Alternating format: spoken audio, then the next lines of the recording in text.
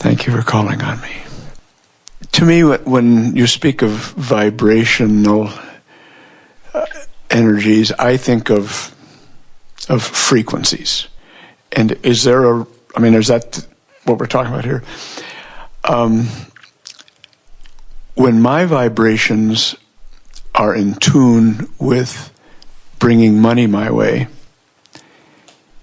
is it the same frequency as someone else?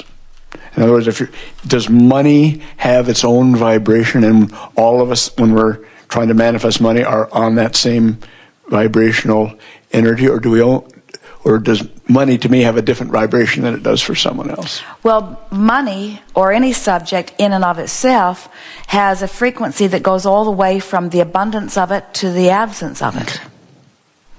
And even the word abundance is subjective.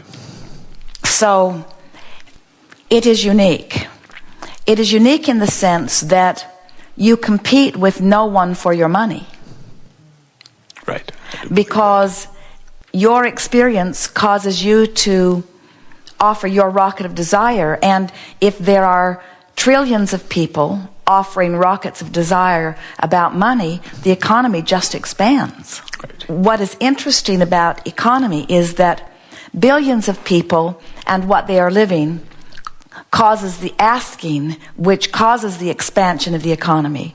But then only those that are a vibrational match to it are the receivers of it. So the imbalance in the haves and have-nots comes from the alignment with the energy. But there are a lot of people that are very wealthy that are benefiting by the asking of those who are not yet allowing anything into their experience. And that's why there's so much resentment by the have-nots. They can somehow feel that some of that should have been theirs, and it very well should have been, but they've got to find a way to let it in. When you're a vibrational match to abundance, it will find its way to you through the crack of least resistance. And so we think that it's not so much about the vibration of money that is the variable, it's the crack of least resistances that are the variables. So your allowing is the variable. Allowing it to come in. More than anything. How often I think about it in an attitude of appreciation, how much I worry about it. How much I worry about people who don't have it. In other words, it's the purifying or the clarifying of the way you feel about money that is the big distinction about how fast it comes and how much comes when it comes. Mm-hmm. Esther had an interesting experience as this last weekend they participated in a large conference in Las Vegas that Hay House was producing. And it's the first time that Jerry and Esther have done anything outside of the small gatherings that they've been doing on their own. And both of them had some reluctance about it because it was something that was unknown. It was different from what they're doing. And they had very little measure of control over the people who were coming, the setting up of the rooms, even the organizing of the sound systems. In other words, it was all being handled by someone outside of them. And so as the venue began to unfold, both of them began to see the positive aspects of it. And the reception of a large number of people to what they were hearing from Abraham was great fun for Jerry and Esther. And as they heard different keynote speakers singing the praises of Abraham, and different people in the audience began responding, Jerry and Esther began rethinking the scenario a little bit, because Esther had said, this is probably the only one we're going to do, or maybe another one that we've committed to, but it's sort of a lot of work and a lot of trouble, and I'm not sure I want to do it anyway. But as it began to unfold, Esther could feel that her experience in that exposure caused a clarifying of some desires that were not within her before. She actually felt the birthing of the desire happening right before her eyes. And then she said to Jerry, uh-oh. Because she now knew, because she's been hearing us and she's been experiencing it from her own experience, you cannot take back a desire that has been born out of your experience. In other words, once a desire is launched, you have no choice but to get up to speed with it. Mm-hmm. So it's an interesting thing, this relationship with money, or this relationship with any desires.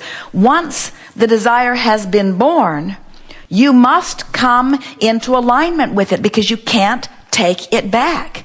Your experience birthed it. You've got to get up to speed with it. Okay. And so Esther said, I can see how people begin to see the world differently. The more exposure they have to the world, the more expansive their thoughts are. The more expansive their thoughts are, the more expansive they become. In other words, you just cannot hold yourself in one place. So there are endless frequencies relative to every subject. But the only frequencies that are of interest or importance to you are the vibrational relationships between the frequencies of your hatched desires and your in-the-moment offering. You can't even factor in or understand anybody else's frequency. Okay. I'd like to ask a question about your relationship with vibrational energy. How do you relate to it? I mean, you don't relate to it, I assume, in the same way we do, but obviously you're cognizant of vibrational energies. And do you launch rockets? We do, and we are part of the rockets that you launch. In other words, when you allow us to be focused within you, much of the inspiration you receive is part of our awareness. Humans, nothing that is physical can separate itself from that which is non-physical. We don't have solar plexus that we use to interpret the energy, but we are vibration, and we do have discernment, as does everything. It is this vibrational relativity that is the big factor that we want you to consider. In other words, we are so much that which we are, that if we were to deviate by your standards at all from it, we would feel it more than any emotion you have ever felt. In other words, the faster the energy moves, the more imperative the alignment is. And that really is what non-physical provides for humankind. We are so stable in our connection to Source, so much so that you could not separate that which you call Abraham from that which you call Source. Mm-hmm. You see. I'd like to ask one more quick question. Do you non-physical beings have interactions? Because I know that there are lots of them. Do you have interactions amongst yourself? We don't gather around a big table in the way that you might, but the projection of thought brings us together. There are no boundaries. Law of attraction brings everyone and everything together in what some have referred to as families of consciousness. In other words, within that which we are, there is still latitude and leeway, but we are teachers. We are teachers of teachers. And so we hang around with others who are teachers of teachers. And that is the most satisfying experience for us, because that is the intention that is vibrating most powerfully within us. Okay. Thank you very much. Someone told Esther on Segment of Refreshment that as she is enjoying the aura that is exuding from Esther's body, which is the energy of Abraham, that she actually was able to discern many different figures. And as she looked at them, she noted that by the costumes that they were seeming to wear, that they were from different religious backgrounds. Mm. And Esther said, that does not surprise me at all, because I can feel that Abraham is at the hub of all religions, that down there somewhere, someplace within every religion, somewhere was an understanding of that which Abraham is, you see. And so it's all about focus, isn't it? It's all about the activation of something. It's a very broad universe. And we hang around with teachers of teachers that from your physical format might very well surprise you, because the religions on your planet have strayed very far from their beginnings, while that which is truly their beginning is in absolute harmony with every other. At the true heart of every religion is utter compatibility with every other religion. Thank you very much. Yes, indeed. Abraham, if you clarify a little about, do you just totally leave it up to us to do all the wanting, and you just enjoy our wanting, or do you ever want something that gets manifested somehow? In other words, we want you to fulfill your desires. But do you ever send out rockets of desire? Is that not one? Well, that's just kind of piggybacking on... We want you to know your power.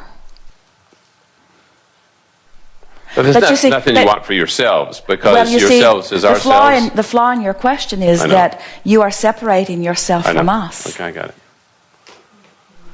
Your joy is our joy. Your desire is our desire. But you are on the leading edge, and so that's your job. So is the lizard one of us to you? Yes. We are the inner being of the lizard. Okay. And the intention of the lizard is different from the intention of the human. So when the lizard is playing with the cat who isn't really playing with the lizard, are you... We've never seen a lizard play with a cat. They're not really playing? Okay, they look like they're playing. Okay. I think that answered my question. Thank you. You are source energy, and you are on the leading edge of thought. We are right there with you, and we are source energy. Therefore, we are on the leading edge of thought. And when you are, through your deliberate paying attention to the way you feel, coming into alignment with who you really are, then you and we are one, having a wonderful time. And that is the optimum experience. You letting you really be you, which means you are letting you be us. That is the optimum experience.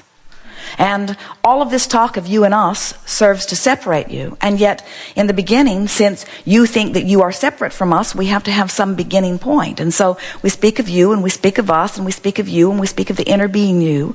And then we talk about your compatibility, and then we talk about the vibrational relationship. But in talking about the vibrational relationship, which is necessary for you to have guidance, then we must help you to understand why there could be more than one perspective which has a relationship with another perspective. So that was sort of the point of our friend's question. What is that other part of me that has some sort of other relationship with life? And we say what it really is the here I am and where I be, and I'm extending myself into something more, and now there's a relationship between the more that I've extended myself in and the me that I be. So we were the you that you are before you were born into this body. And we were the we that extended ourselves into this physical time-space reality, which became you. And now there's this relationship between the we that we always have been and the we that we have just become as we have been born into the body that you call you. It's just semantics, but you're beginning to get the sense of the relationship between you and you see. And so in time, maybe we can all stop talking about whether it's physical or non-physical, and we can just talk about joy. We can just talk about feeling good, and we can know the difference between whether we feel good or whether we do not feel good. And we can don that one perspective and stop comparing ourselves with anybody else, just benefit by the variety, and take the ingredients from the well-stocked kitchen and make the pie that pleases us and leave everybody else to make the pie that pleases them. And don't worry about the ingredients that they're putting in your pie. If you don't want to put it in your pie, don't put it in your pie. It's irrelevant to your pie. And then we can all live happily ever after in our variety. So are we something like the little fingertips out here that are sensitive to everything, and we get burnt and stickered and salved and so on and so forth and pleasured? And you're more like the elbow that's kind of calloused, that doesn't feel a lot of stuff? That's exactly what it's like, yes. You are like the astronaut on the end of the tether. Yeah. And we are like Cape Canaveral on the ground. We're secure, we have knowledge, we believe in the flight, we're not worried about the outcome, and you are out there on the raw and bleeding edge. Okay. And when you find vibrational alignment with that which we are, then there's no risk where you are either. Right. Your truck can roll over, and there's no problem. Right. Thank you. Yes, indeed.